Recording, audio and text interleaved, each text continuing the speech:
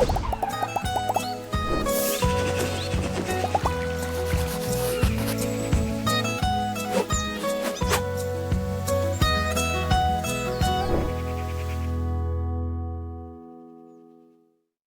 welcome to another edition of Supplier's Showcase. I am your host, Ben Quiggle, editor of Woodall's Campground Magazine, and my guests today are Mary Moeller, CEO of Campground Commander, which is a campground management system provider, and Mike Sorensen, president and CEO of Wild Energy, which is a smart metering company which specializes in metering campgrounds, so like metering electrical pedestals.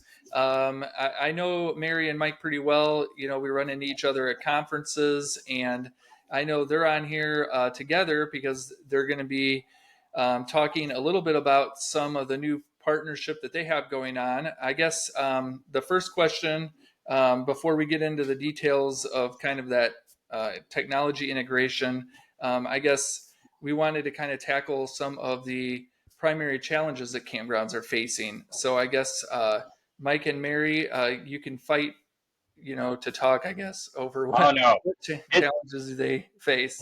It's always ladies first. So go ahead, Mary. Thanks, Mike. And hopefully my mic works well here. I've heard that it's a little bit lighter, so hopefully we'll be able to get it so everybody can hear. Good to talk to all of you. Good to see you, Mike, and good to see you, Ben, again. Yeah. And the challenges of campgrounds is no different than any other business right now. It's very, we're all up against the wall as far as where our monies are going. And in light of that, Campground Commander, we are online reservation and campground management software. We focus primarily on family-owned campgrounds.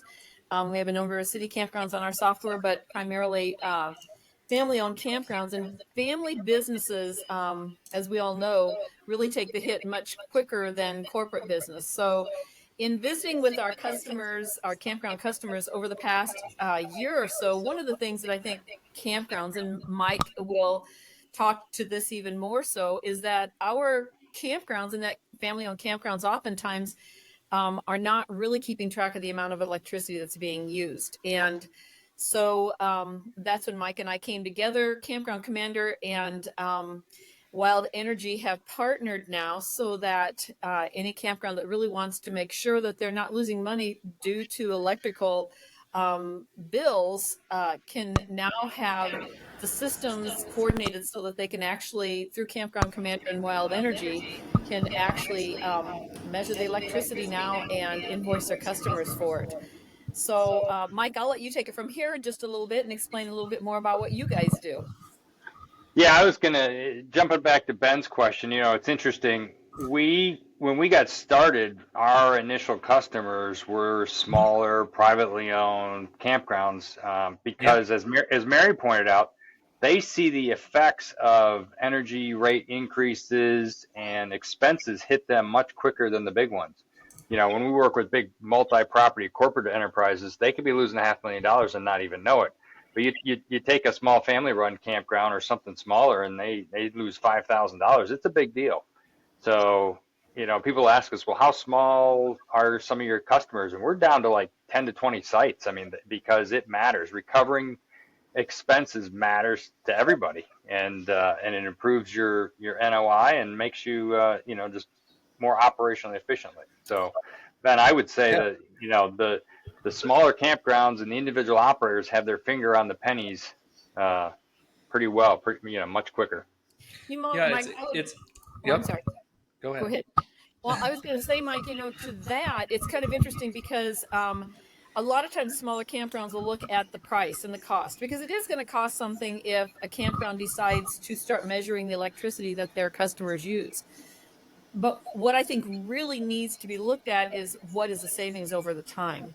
So, for instance, we're seasonal campsite or campers. We're only at the campground probably 40% out of the year. We keep our electricity up to about 84 when we're not there, and we keep it at 78, 79, or 80 when we are there. Our electrical bill still runs, and Mike can speak to this even more because you're one of them that measures it, but our electrical bill still runs between 175 and 250 a month through the measurement. This campground actually measures electricity. So You take a look at that, and if a smaller family-owned campground, and the campground that we stay at and that we're seasonals at is a 100-site campground, so it's not a big campground. But you start looking at that, and if a family-owned campground, let's say, of 75 campsites, half of which, or even 100 campsites, half of which are seasonals, half are nightlies, are not measuring that, but they're only charging what they think should cover it, they could really be losing a lot of money over a period of a season. Yeah, definitely. And I guess, how do EVs play into this? Obviously, I think a couple years ago, people were panicking a little bit more in the industry over the EVs. Some of that, it hasn't come to fruition as fast as I think people expected. We see a lot of news reports now where people are actually turning away to some degree from EVs at the moment because there's just not enough charging stations. And it's interesting because AAA actually just added the cost of EV charging to their weekly gas reports that they do on gasoline costs. So that's kind of interesting. I guess, is that something that you guys talk about with park owners quite a bit? Is that EV and how that impacts their costs as well? Yeah, I'll jump in on that one. It certainly was something that we talked a lot about in the industry, and people were getting worried about it. And I would say I still have a lot of those conversations. The adoption rate has slowed because we do measure it. We do see them every day in parks all over the country, so they do pop up. Even in the parks that say no EV charging, people walk out to the pedestal and plug them in at 11 o'clock. And you wouldn't know that except in the data. We see it because we start seeing the immediate spike in the long running charge. I think equally important, what people don't realize is a large Class A can pull as much as an EV. We've seen Prevost with 3 air conditioners and the residential appliances pulling as much energy as an EV. So, that's as big of a concern as an EV, and we don't talk about that. Yeah. And Mike, couldn't that be as much as, like, say, hundreds per month for a seasonal camper that's that large of a campsite or camper? Yeah, so weather plays the biggest part in the rates, I would say. So if you're in a climate that's hot and people are running ACs, or you're cold and they're running heat, you're absolutely right. I mean, we've seen bills probably as high as $700 a month.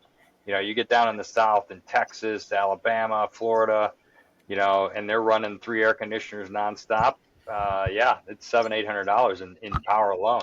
Same in the north, that we've got a few that run all year round, for hunting, fishing, whatever, and the heat will do the same thing. And you'll see probably not as severe. I would say $500-600, on the high end in the winter with heat. It's interesting, but yeah, those are big bills, and we do see them all over the place. Well, and it's kind of interesting also because Simon, I'm sorry, Ben. No, go ahead. Simon, our son, who is a developer of our software, is seasonal down at the campground also. He's there probably 60% of the time, keeps his camper cooler than ours. It's only I think it's a 36-foot camper, something like that. His bills run really, usually about, during the summertime, during the heat of the summer, about $250 a month. That's an awful lot of money to go through for electricity if it's not being measured. Yeah, that's right. I think the other part of this too is, through your software that you use at the park and through what Wild Energy provides, just being able to monitor electric usage is key. I don't know if very many park owners, had been in the habit of monitoring their electrical usage. I know, Mike, I think you've worked with Amir Harpaz, and I know Amir has a story about a Bitcoin miner, I think, that I've heard before, that was generating a lot of electrical usage. And just being able to monitor something like that and being able to say, hey, why is, site 2, generating so much electrical usage, and being able to go over and check that out, I think that's important too, right? Oh, absolutely. Yeah, well, that's funny. I mean, we've seen all sorts of interesting things. The Bitcoin mining was in Kansas. We've seen people take commercial fryers like from McDonald's and put a 50 amp plug and plug those in. So we've caught a couple of fish fries. Yeah. You'd be surprised, food trucks. So some of the parks allow vendors in with food trucks. We had one park that was, allowing them to use electric for free, and they were using $15,000 worth of electric. It's just, those are expenses you don't want to pass through. You want to recover those. So we do see all sorts of goofy things in parks for sure. I guess one of the other aspects of this, and I know when I talk to park owners, and I'm sure Mike and Mary, you've had the same discussions, is the transient sites. Obviously, there's a lot of people that'll meter, seasonals. How does that work when you're looking at charging transient sites? I know a lot of people will just add it on to kind of their campground fees. Is it how do you meter a transient? When maybe they're only staying for like a day or two, I guess. So I'll start out and then I'll let Mike complete it. For the software side of it, it can be automatically. So basically, when campers come into a seasonal or a nightly site, a transient site, in the agreements that they sign should be that the campground is allowed to charge their credit card that they used for the online reservation or for the in-house reservation using the credit card, the amount of electricity that they've used. That said, with our software, they can actually automatically send an invoice to the customer for the amount that has been used for the weekend, and the customer can actually pay it through that invoice. So it literally, the campground just clicks a little button that says invoice customer for electricity, and the email will automatically go out to the customer. And or if the customer's already left, like I said, in there, and I'm mentioning this because sometimes these are things that are forgotten to be added into the policies, but the policies should state that the campground reserves the right to charge their credit card for any additional fees for electricity or whatever. And Mike, I'll let you take it from your side of it now. Yeah, Ben, I would say that is the industry's opportunity. You could not charge for short-term stays previously. I mean, it was a labor problem. You couldn't have somebody run out and read a meter when somebody checked in and when they checked out, and you checked in on a Thursday, Mary checks in on a Friday. It's just not possible with the labor. So that's what the technology advances allow you to do, is now start recapturing the cost for the shorter-term stays. And that's an industry shift. We are seeing people doing it now for 7-day and longer stays. That kind of seems like a no-brainer. People are used to it. So you call that not an overnight stay. And you couldn't do that without automation like the integration with Wild Energy and Campground Commander. So now that we have these integrations and we have partners like Campground Commander that can pull those readings in, do the automatic billing, now it's possible. Now you can recover that cost. And then some strategies are to also give them an allocation. So we've seen some parks say, okay, our normal allocation is 10 kilowatts a day. If you come in with an EV or you come in with a big rig, you're going to pay for an overage. You're using more than average. You're using more than we've built into our rate. So we're going to bill you for that overage. And again, you couldn't do that on the fly with a transient or a short-term stay without the integration between Wild Energy and Campground Commander. So that's what technology now allows, and we are seeing an industry shift that will occur over time.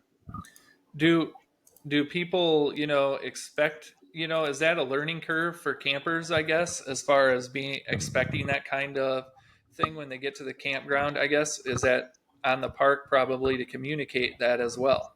It is. The funny thing is it's a learning curve for the operators. Consumers, surprisingly, aren't aware. It's not a surprise. They pay for electricity at home, and they know they don't pay for their neighbors. So consumers are really aware. Every consumer I've talked to, and I've talked to hundreds now, when you explain, hey, would you rather have the campground overcharge you for electric or pay what you use? It's a no-brainer. Oh, I'd rather pay for what I'm actually using, because once you explain the whole model that a campground has to overcharge to make sure they're not losing money, then they get it.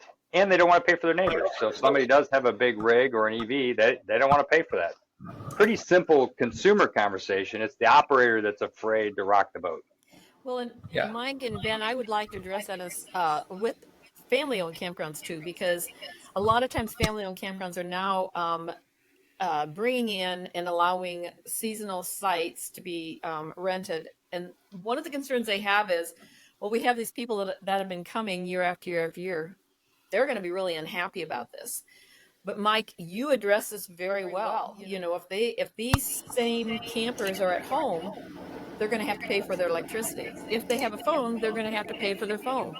You know, so it's an educational process. I think, like you said, Mike, to the campground owners, and those owners, just like you and I, are helping smaller family-owned campgrounds understand how important this is for them to be able to succeed and stay in business. Um, Even campers that have been at a campground for a longer period of time understand this concept. It's just a matter that up to this point, they basically have gotten it for free and they know it.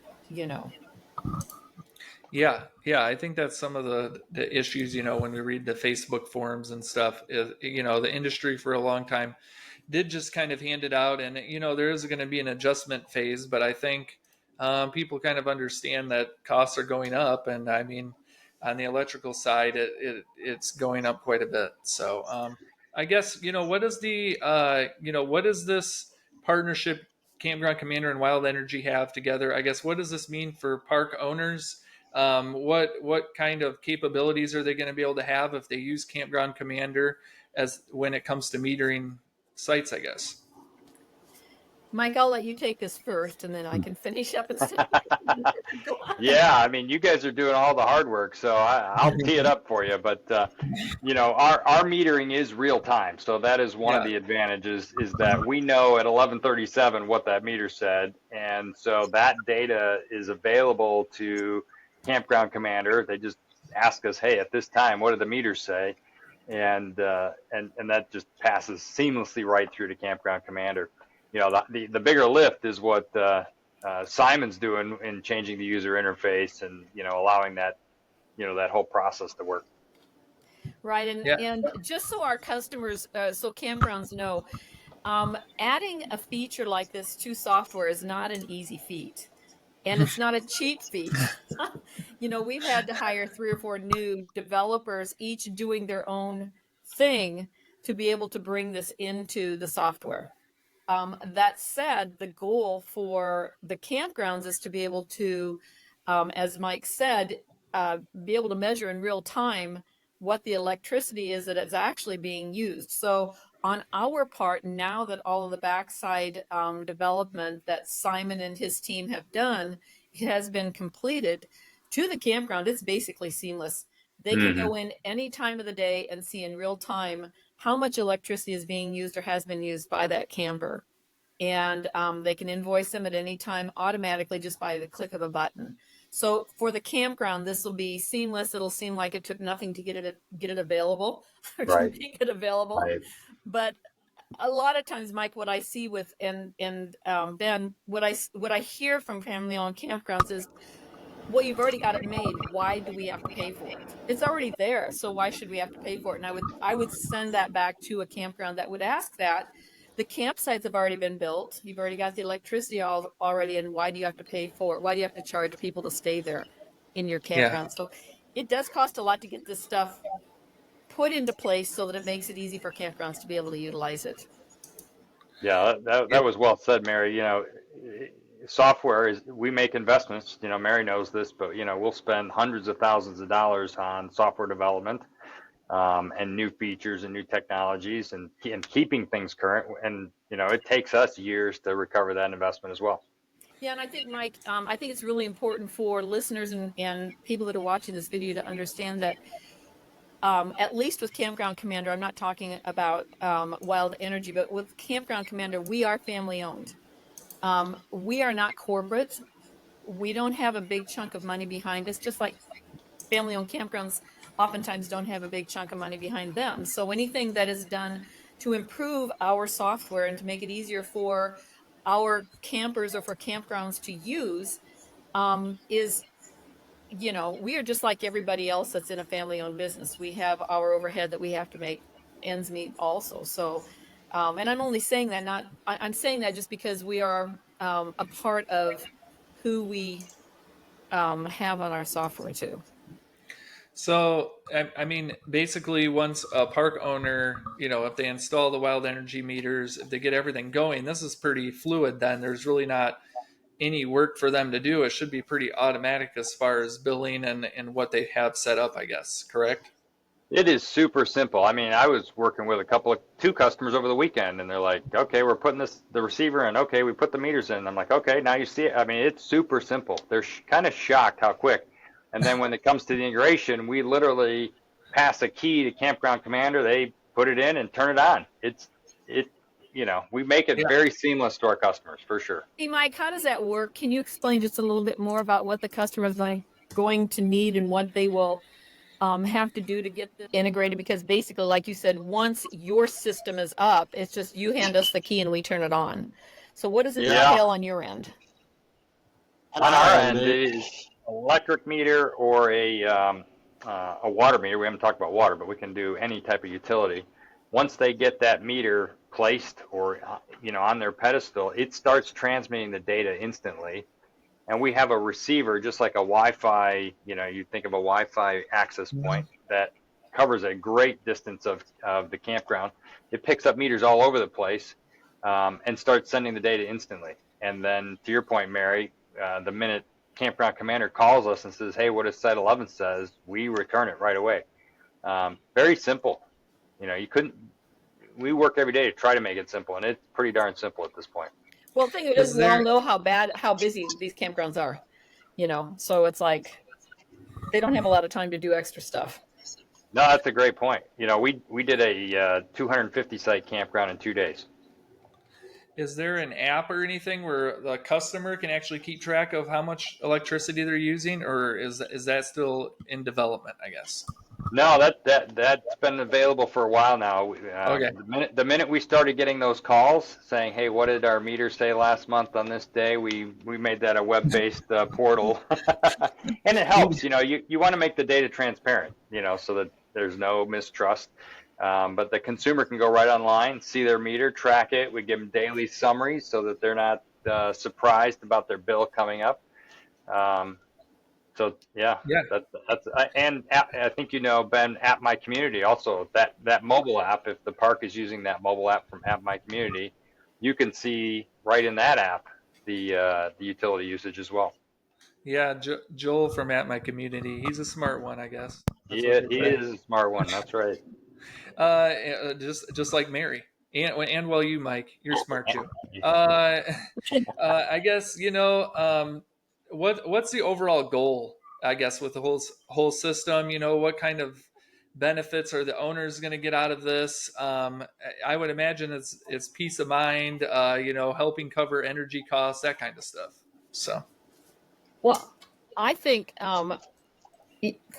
family-owned campgrounds have to keep track of everything that goes out and everything that comes in, money-wise. Yeah. And the overall goal of this is to assure that they actually are seeing the bottom line of what their expenses are. And they know they're not just guessing, or they're not looking at a sheet. I know sometimes I have campgrounds say, well, we look at it and we kind of have a pretty good idea. This takes that pretty good idea away and assures that the campground is not losing money. And so our goal is to help, and it has always been to help family-owned businesses and campgrounds succeed. As many people know, we lost our farm to corporate, and I'm not against corporate, but losing a farm to corporate helps us to better understand, as it really has helped us to better understand how difficult it is to keep moving forward, especially when there are so many larger corporate entities around, like KOAs and Jellystones and all kinds of them. So family-owned campgrounds and businesses have to keep in the know and keep their tools up to date in order to continue to compete with and stay in business when we have so many corporate entities around us. I mean, and just real quick before Mike jumps in, and I think the corporate entity is one part of it. I think it's also important, just from a business aspect. I think it's important just for business owners to be on top of this stuff. Anyways, yeah, you have the corporate competition, and you need to be looking at your bottom line to make sure you can make the investments in your business. But I mean, just from a business aspect, this is smart to do, anyways. So, yeah. Yeah, I think we've all said the same thing. It's about efficient and effective operations of a campground, and cost recovery is important. You want to be in control of your costs. So if you've built electric into your rate or you're not doing it, and all of a sudden the electric company increases your rate, that's coming out of your pocketbook. And interestingly, we'll go full circle. These smaller campgrounds have figured that out faster than the corporate ones, Good. which is really positive and really interesting. Mike Yeah. and Ben, I would like to add one other thing. A lot of times campgrounds will say that they're afraid that the camping customers are going to be upset because they don't have money. All three of us know how much money it takes to have a camper. All three of us knows how much money it takes to travel with a camper. All three of us knows that if a person has the money to be able to have a camper and to be able to be pulling it around with costs as they are right now, they have enough money to pay for the electricity that they're using in campgrounds. I think it's important for them to recognize the fact that these people wouldn't be coming into their campground if they didn't have the money to be able to pay to be there. So just throwing that in. Yeah, and campgrounds are different than hotels, but definitely hotels doing the same thing. They're building that all into their costs. Their electrical usage, their cable, TV bills, the water. They're doing everything for those room rates. So the parks really got to do the same thing. Right. So. I guess we're gonna wrap this up here in a minute. I guess Mike and Mary, I did have one question. One of the other questions we get with metering is, park owners are kind of confused about whether they're kind of allowed to do the sub metering in areas. I guess Mike, what has been your experience as far as like different states and stuff as far as the rules they allow for kind of this type of metering, I guess. Yeah, we're gonna have to have a whole separate webinar on that, Ben, for sure, because it is not a trivial. It's very complex, but we've gotten really good at knowing which states allow what. We need to talk about some of the what I would call non-compliant solutions that are out there. So you gotta stay away from things that aren't even compliant. That's step number one. Knowing your regulations is important. We will help people with that. So we are on calls every week about compliance and regulatory. And I think that's one of the benefits of working with Wild Energy is we're all over that stuff. We're partners with our customers to make sure they are compliant. Yeah, that's great. And I know, Mary, I imagine you tackle questions on the software side all the time about software related stuff. So well, I do, but I will say on this particular thing, I will refer them back to Mike. No, that's appropriate. I don't know rules and regulations like Mike does on this one. We take those questions all the time, so don't mind them at all. Okay. So I guess how would let's start with Mike. I guess Mike, how would people reach you if they had any questions? I guess. Oh, the best thing to do, obviously, Ben, is to just watch our monthly Woodall's ad in the in the digital or print publication. It's got all of our details and easy ways and things that we're doing new. We try to announce through Woodall, so that's always a great source. We have a website just like everybody else, so hop on the website and you can connect right with us. And the website is Wild Energy Co. So co.com. Yes. So and that's where people can find it. And I guess Mary, how would people get in contact with you to learn more about Campground Commander? Well, like Mike, look for our ads in Woodall's. But you can also go to campgroundcommander.com if you'd like to be on our mailing list. You can join our mailing list. I send out a monthly mailing, and that keeps anyone on our mailing list up to date on new features. This is probably the fourth new feature that we've added this year. So we continue to add according to what our customer base is asking for. So basically, campgroundcommander.com. All of our contact information is there. All right. Well, thank you, Mike and Mary, for coming on. It's always great to chat with both of you. I'm sure I'll see you at some conferences here later this year. I know the industry is still doing pretty well, so the conferences should be pretty good, and it'll be great to see everyone. So, yep. Thank you, Ben. Yeah, thanks, Ben. Appreciate it. Yeah, thanks for coming on the show, and we will see all the viewers again next week.